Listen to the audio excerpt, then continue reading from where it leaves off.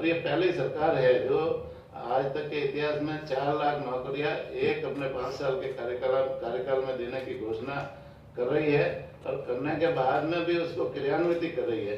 हमने अभी तक 1,05,000 नौकरियां दे दी और उनको नियुक्ति पत्र भी दे दिए। 1,39,000 के आसपास अभी प्रक्रियाधीन है और 2026 का जो कैलेंडर है वो भी हमने जारी कर दिया है और उसके ऊपर भी तारीख बाई जो कैलेंडर अनुसार है परीक्षाएं आयोजित करेंगे। तो निश्चित रूप से आने वाले समय में हमारे 4 लाख से भी ज़्यादा सरकारी नौकरियां इन युवाओं को देंगे।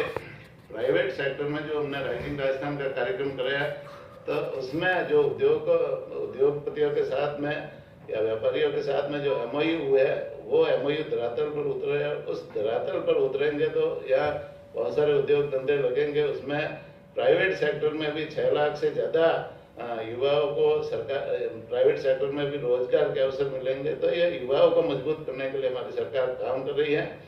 अभी युवाओं को मजबूत करने के लिए इस बजट में भी 1 लाख युवाओं को 10 लाख तक बिना ब्याज का ऋण देने की बजट में प्रावधान रखा है और इसके लिए 1,000 करोड़ का प्रावधान रखा है।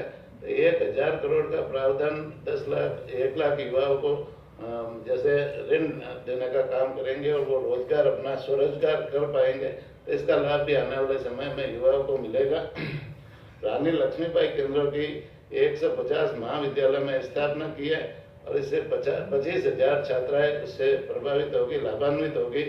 नशा मुक्ति, युवाओं में आजकल नशा की प्रवृत्ति जैसे बढ़ रही है, उनको नशा मुक्ति से के लिए राज सवेरा का कार्यक्रम राजस्थान सरकार ने चलाने का निर्णय लिया और इस बजट में प्रावधान किया है। और राज सवेरा योजना के मार्फत नशा मुक्ति नशा छुड़ाने के लिए और उसके संबंध में ज़्यादा से ज़्यादा जागरूकता फैलाने के लिए कार्रवाई होगी।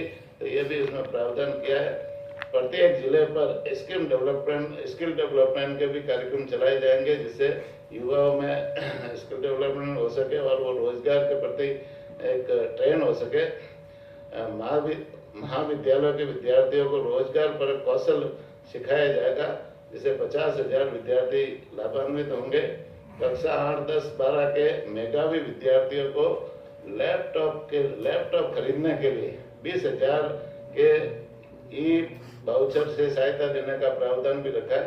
20,000 रुपये सीधे उनके खाते में ई वाउचर के माध्यम से जाएंगे और वो अपने पढ़ाई के लिए लैपटॉप खरीद सकेंगे। तो 20,000 की सहायता राजस्थान सरकार की तरफ से ये देने का प्रावधान भी इसमें रखा है।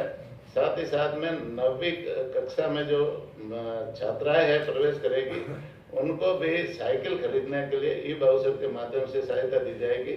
तो छात्राओं के लिए भी योजना ये है उनको मजबूती के लिए कि भाई छात्रा कोई 9वीं क्लास में 8वीं के बाद में 9वीं में कोई स्कूल नहीं छोड़े, कई जगह स्कूल दूर होती है तो वहाँ साइकिल के माध्यम से वो स्कूल जा सके।